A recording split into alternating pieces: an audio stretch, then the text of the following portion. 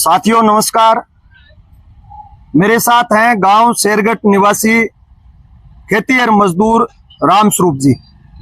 रामस्वरूप जी अपनी बेटी ज्योति के विवाह पंजीकरण प्रमाण पत्र बनाने के लिए यहाँ तहसील मुख्यालय में करीब 20-21 अप्रैल को यहाँ लगभग आए और यहाँ ये एक सोनू नाम के व्यक्ति से मिले और इस सोनू नाम के व्यक्ति ने इनको कहा कि वो किसी दूसरे सोनू नाम के व्यक्ति को जानता है जो कि विवाह पंजीकरण प्रमाण पत्र बनवा करके देता है।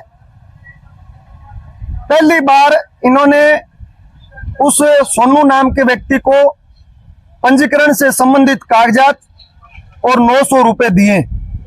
इनको 2 दिन बाद आने के लिए कहा। जब ये 2 दिन बाद आए तो इनसे 2600 रुपए मांगे गए और वो 2600 रुपए इन्होंने दिए।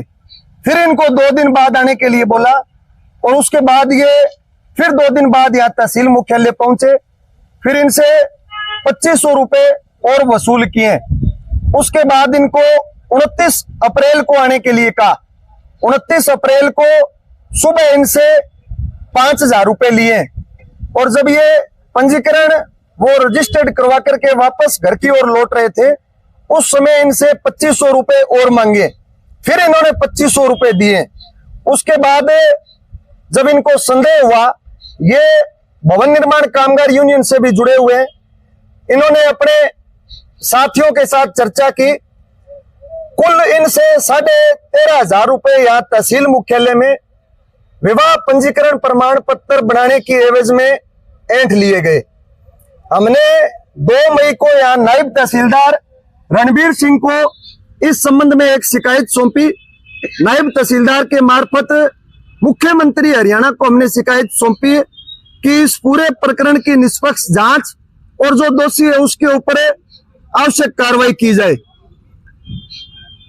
2 मई को तहसीलदार ने हमें आश्वासन दिया था कि हम दोनों पक्षों को आमने सामने बैठा करके पूछताछ भी करेंगे और कार्रवाई भी करेंगे। हम 2 मई को यहाँ चेतावनी देकर गए कि अगर 5 मई शाम तक कोई कार्रवाई नहीं हुई तो हम तहसील मुख्यालय में अखिल भारतीय किसान सभा और CITU के बैनर तले अनिश्चितकालीन आंदोलन की शुरुआत करेंगे। आज हमने सुबह 10 बजे यहाँ अनिश्चितकालीन धरने की शुरुआत की है। हमारी मुख्य मांग है कि रामस्वरूप से जो 13,500 रुपए ऐंठ लिए गए वो 13,500 रुपए रामस्वरूप को वापस दिलवाए जाए और उस पर दोषियों पर कार्रवाई की जाए। दूसरी हमारी मांग है कि तहसील मुख्यालय में जो टाइपिस्ट गैर कानूनी ढंग से बैठे हैं उन सबको तहसील मुख्यालय से बाहर निकाला जाए। तीसरी हमारी मांग है कि इंतकाल और विवाह पंजीकरण प्रमाण पत्र बनाने के लिए सप्ताह में 1 दिन निर्धारित किया जाए। उस 1 दिन में लोगों के पंजीकरण प्रमाण पत्र भी बनाए जाएं, इंतकाल भी दर्ज किए जाएं और कैंप लगाकर ये इंतकाल और पंजीकरण दर्ज हो।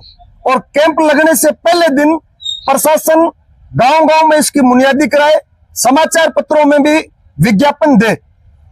इसके साथ साथ तहसील मुख्यालय में जो भ्रष्टाचार, जो बड़ी लूट इस इलाके के किसान और मजदूर के साथ हो रही है, सवाल एक रामस्वरूप का नहीं है।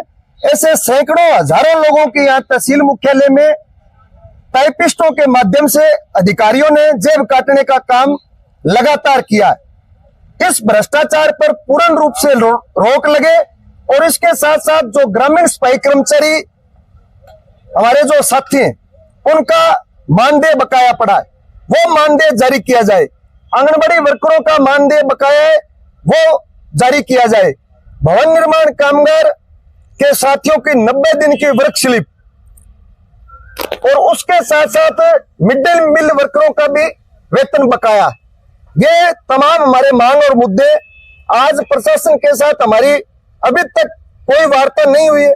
शाम के लगभग 5 बज चुके हैं। लगातार हमारा ये धरना जारी रहेगा। मैं इलाके के तमाम किसान संगठनों, दुकानदार, व्यापारी संगठनों, सामाजिक संगठनों और आम जनता से मेरी ये विनम्र अपील है अखिल भारतीय किसान सभा और CITU की कि इस आंदोलन में बढ़ चढ़कर भागीदारी सुनिश्चित करें।